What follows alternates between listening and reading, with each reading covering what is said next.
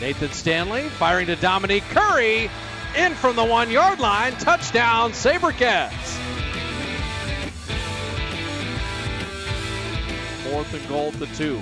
Curry in motion to the left. Handoff to Curry looking for the end zone. Got it! Touchdown, SaberCats. Dominique Curry into the end zone for the 5th time.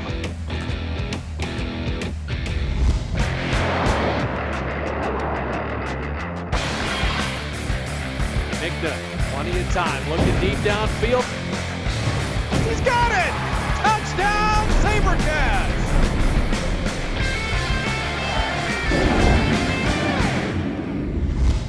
It's time for SaberCats Weekly here on Comcast Sportsnet. We're at beautiful Dave & Buster's in Milpitas. Last Friday night, the SaberCats with a convincing win over the Tampa Bay Storm. Coming up next, we'll go over the highlights with the coach, Darren Arbett, and also Lou Vasquez stops by. He's back from the injury list, and he's going to play a big part in the SaberCats going forward. That's all coming up next right here on SaberCats Weekly.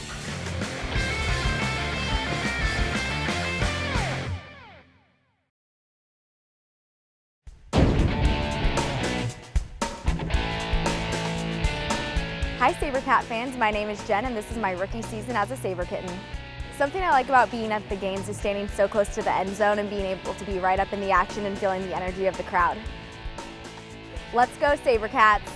The Saber Kitten of the Week has been brought to you by Norton by Symantec.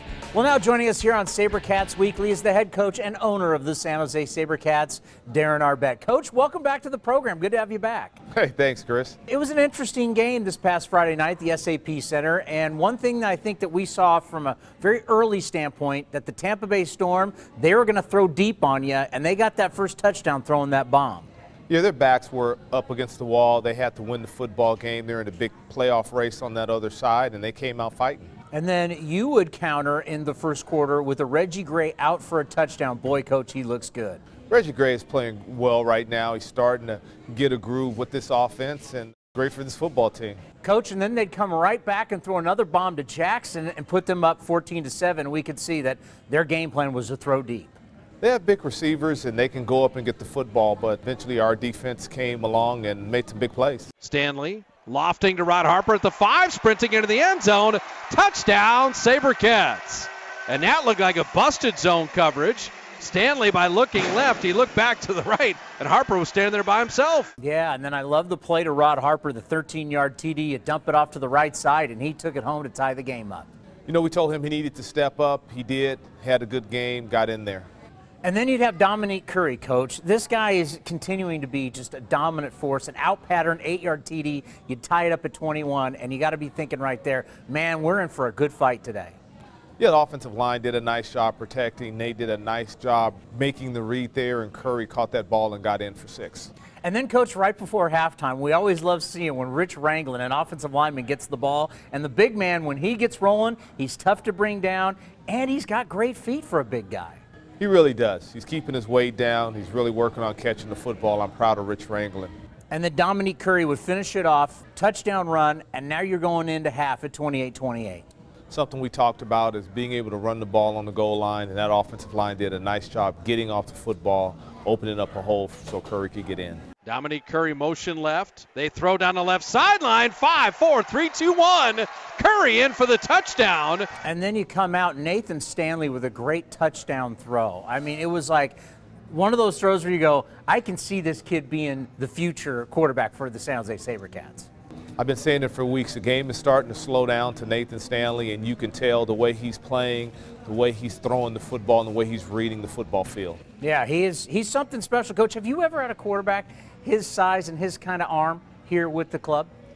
You know, they're all different to me, Chris, and just a learning curve. That was a concern for Nathan, and he's eating that up, and like I said, the game is really slowing down to him. And then Dominique Curry again, what a great effort. Just a man-child out there would just run through tacklers, and he'd make it 42-28.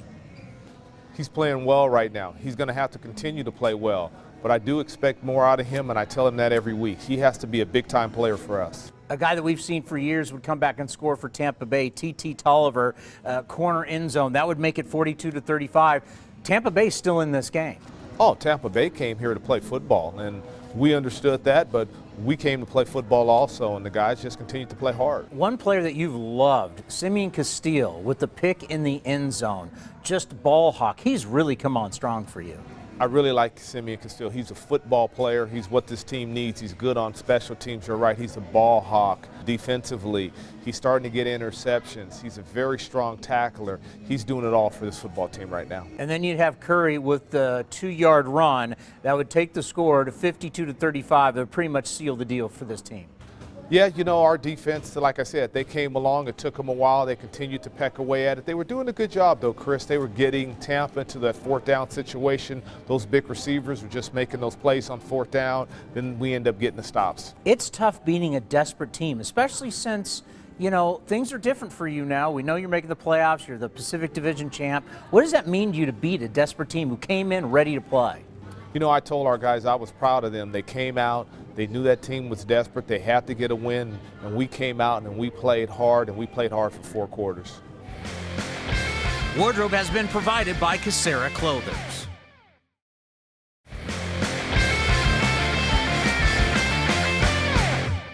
SaberCats tackle Rich Ranglin is one of the best players in the Arena Football League. Plus, we all love it when he catches the football. Watching the big man run with the pigskin is always a lot of fun. But if you remember back week 1 here on SaberCats Weekly, Rich told us he wants to do television when his career's over, so we followed him around to the Comcast Sportsnet studios. Hey Rich, welcome to Comcast Sportsnet. I'm Lee Siegel. I'm going to show you around, show you how we make TV. All right, let's do it. So this here is the newsroom, and basically this is where everybody on the news staff works. We kind of have it parceled out in different sections, like the on-air people are right in here, like Ahmed Fareed right there. You can see him. Hello. Rich, how you doing? Ahmed, All right, how you doing, Ahmed? welcome. Thank you very much. Well, television production is really close to my heart, and it's like a team to me. That's why I wanted to come here and tour Comcast. So is this kind of locked in, like from all around the world, New York? Yeah, no, yeah, they're running the satellites. They're shifting satellites. Anything you want to get in TV, but for us, sports TV, we can get in through here. They're ringing it up, getting it for us, and making sure it looks good and sounds good, because if it doesn't look good or sound good, then We can't use it. we can't use it. So, okay, so this area back here we call the edit area, and this is where all the video you see on the shows is put together. It starts in a lot of cases with the interns watching a game, marking down every single play that's happening. I used to do a lot of that in college. It took a long time. All the so much B-rolls going on. We used to sit through different shows, and it took forever. Did you do some editing in college? Yeah, I did a lot of editing. I did a couple interesting videos, couple pieces, like a documentary. That took forever. So this is an edit room. Tyler's in here editing with Max. What's going on, And guys? basically you can see they're getting the game in, and they're able to scan through the games quickly. It's basically like you can do on your computer. And on top of that, look at that, they even got a SaberCats towel. Hey. Always support. I love it. Always. Yeah. My favorite thing I saw today was just like the editing room. So I was really intrigued by everything they have, the double screens, the program they use, all the information that they take out from everybody that comes to them, and they feed it out. It was just all interesting. So this is our studio. This is our main studio. We have 2 studios. In here, we do all the stuff that airs on Comcast Sportsnet Bay Area. Today, for instance, we'll have a Giants post-game show, then we'll do the Sportsnet Central show, then we'll do the Yahoo Sports Talk Live show, just back to back to back in one place, and it's just a lot of movement involved and a lot of moving parts. Man, I feel like people never really understand the kind of work you guys put in, how intricate everything is, how everybody supports each other. I think people really underestimate how hard it is to really produce a show, especially day in and day out. So this is the control room. This gets pretty wild a lot of the time. There's a lot of stuff going on, especially during breaking news. We're about to make some TV here. 3, 2, wipe, shot, stop, music, mic on, go. Stand by red. With a Sportsnet Central update, could Buster Posey red. go in the All-Star Call game red. after all? Wipe The red. Cardinals, Yadier Molina, who was voted Stand by game of the remote game, going to be out full. 8 Stand by to 12 PD. weeks with a torn thumb ligament. Posey seen as the logical replacement, but he Stand told by. Andrew Fagerly today But he hasn't heard anything from MLB quite yet. Guys, back to you. 2 dissolve. It's like a great play right there. Touchdown. Yeah, no errors on that one.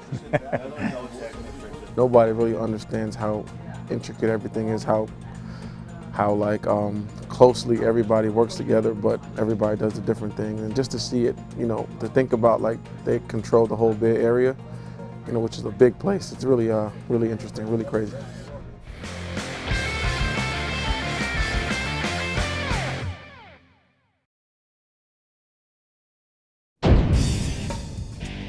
The SaberCats Week 19 Defensive Player of the Game is defensive back Simeon Castile.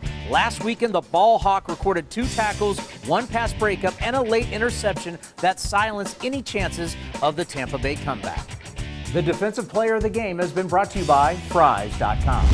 Well, we got a big defensive lineman for you here on SaberCats Weekly. Lou Vasquez out of Arizona State is with us here. Lou, thank you for coming on. Appreciate it. I got to think for you last Friday night, that had to mean something, because when you get hurt and you're out, I know it's got to be miserable. How good did it feel to be back on the field? It was really amazing.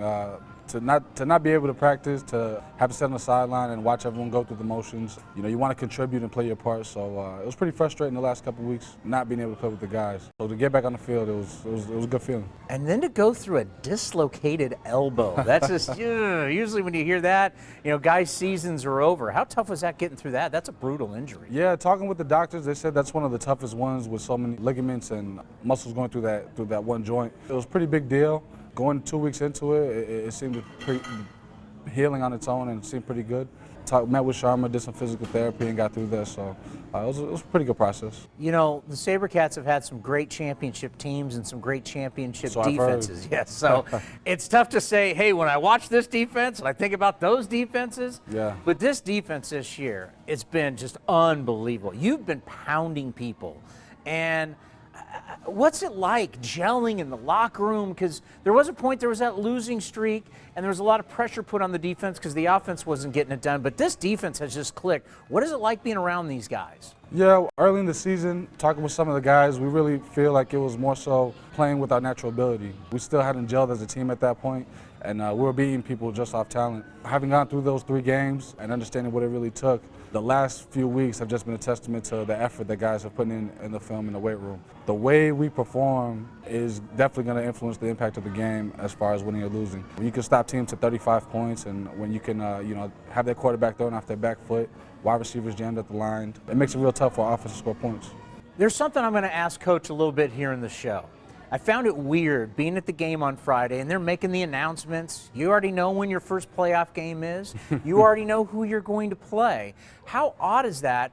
You know, you had 3 games left, and you know, what do these games really mean for the playoffs? Nothing for you. What's that like as a player? It means more so than it appears to the average eye. You want to set the tone for what you're going to do in the playoffs and how you're trying to get into the championship game. The last game with Arizona, all week talking to it, whether we win or lost that game, it was a big game in terms of they're going to have to see us again in the playoffs. If anyone in the West wants to get to the championship game, all roads go through Arizona. So when it came to that last game, it was, you know, win or lose, we need to go out there, set a tempo, set a tone for how we're going to go into the playoffs. So as much as these games may not mean a whole lot to us, all these teams being from the Eastern Conference and they're still trying to hash it out for whoever's making the playoffs over there. It's still a big game for us as far as we need to keep momentum going into the playoffs. Yeah, and how do you feel about finishing up the last 2 games on the road? You don't have another home game until you see Spokane in the postseason. It's good because it's going to be a good challenge for us when we get to the big game against Arizona for the Western Conference. Playing on the road against different teams, you get different crowds, different environments, you know, different referees and stuff like that. So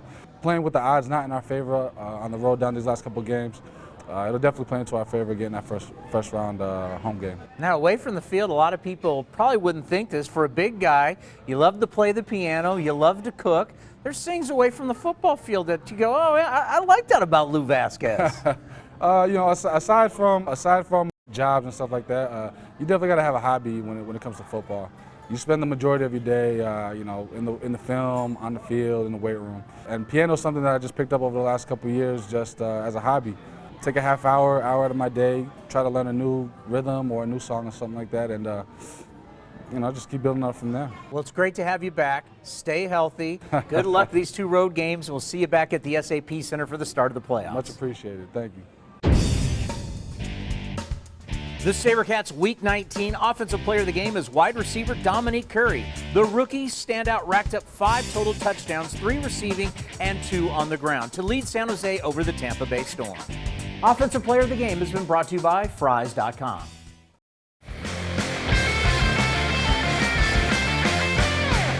Now it's time to get behind the face mask. Hey, SaberCats! What actor would play you in the movie about your life? Oh, a movie about my life, probably a young Mark Wahlberg. Denzel Washington. Shia LaBeouf. I have to go with a young Denzel. You need the best to play me, so I need him. He know how to get into role.